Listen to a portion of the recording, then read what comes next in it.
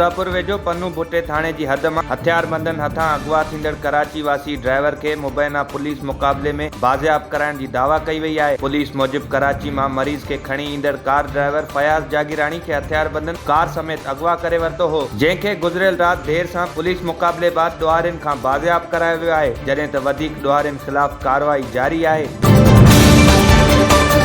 नवाबशाह में ज़िले नौशेरो फेरोज़ के गोठ हाजी सोराब खान मरी के रहवासिन पारा बासर पीपी ताल के नौशेरो फेरोज़ के इंफॉर्मेशन सेक्रेटरी खिलाफ प्रेस क्लब आडो एहतजाजी मुजाहिरो कयो वियो। मुजाहिरीन पारा हथन में बैनर और प्ले कार्ड खणी बासर कारकुन खिलाफ सख्त नारेबाजी कई वई। उन मौके ते एजाज अली मरी, बशीर अली मरी और बेन चयो त ताल के नौशेरो फेरोज़ के बासर इंफॉर्मेशन सेक्रेटरी पारा गरीब के अजन सरकारी मिल्कियतुन समेत ज़रई ज़मीनुन ते कब्जो कयो वियो आहे। बासर नवाब मरी असां बिरादरी के माण्हुनि जी 17 एकड़ ज़रई ज़मीन ते केतिरनि सालन का कब्जो करे वेठो आहे। उन्हनि इख्तियारनि खां मुतालबो कयो त असां सां इंसाफ कयो वञे, ॿी सूरत एहतजाजी दायरो वसी कयो वेंदो।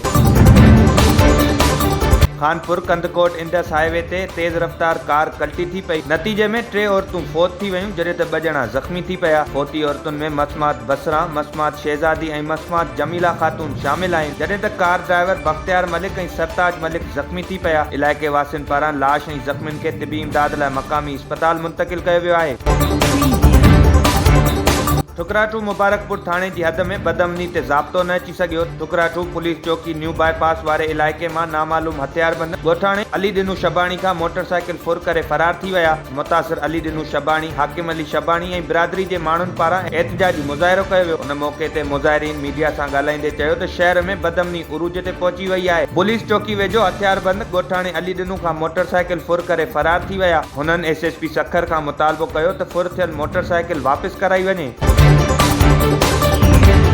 हालानी भरसा गोठ सूमर खासकेली में ॻोठाणे पारां गोठ में कायम डिस्पेंसरी के वसी करण लाइ 1 एकड़ ज़रई ज़मीन अतियो करण जे लाइ तकरीब मुनक़िद कई वई। उन मौके ते मोहतसिब आला ख़ालिद हुसैन शेख, DHO अब्दुल सत्तार घांगरो और ॿियनि शिरकत कई। तकरीब दौरान मोहतसिब आला ख़ालिद हुसैन शेख तकरीब के खिताब कंदे चयो त ॻोठाणनि खे कंहिं बि क़िस्म जी शिकायत हुजे त दरख़्वास्त जमा कराइनि, दरख़्वास्त ते अमल कराइण मुंहिंजो कमु आहे। ॿिए पासे DHO अब्दुल सत्तार घांगरो चयो त ॻोठाणनि खे जस हुजे जंहिं पंहिंजी ज़रई ज़मीन खे अतियो कयो आहे, जल्द हिते तमाम सहूलतुनि वारी डिस्पेंसरी कायम कई वेंदी।